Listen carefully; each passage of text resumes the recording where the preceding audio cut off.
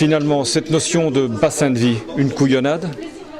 On en fait ce qu'on veut, hein, finalement, et les couillonnades, elles servent à penser aussi. Donc, je veux dire, c'est ça qu'il faut retenir. Le bassin de vie, c'est une autre manière de penser le territoire, sortir des carcans pour dire, mais il y a les visions descendantes qu'on a qui mettent des limites, des frontières, travailler avec les gens. Travailler avec les gens, c'est se rapprocher de leur vie, de leur mode de vie, c'est de voir comment ils vivent le territoire, et donc ça redessine les cartes autrement.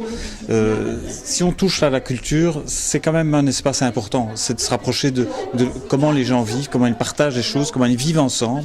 Et donc voilà, je crois que la réflexion, elle est ouverte quelque part. Est-ce que c'est une notion qui peut être pertinente pour les centres culturels régionaux comme la vôtre?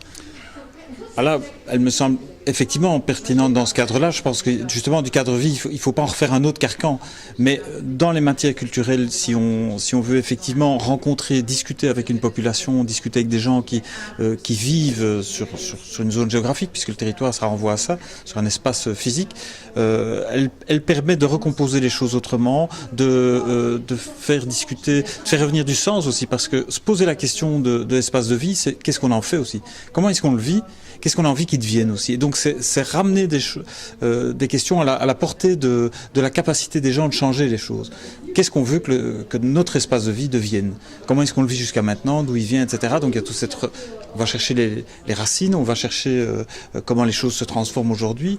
Et je dirais que le bassin de vie s'articule bien quand on l'articule avec la notion de prospective.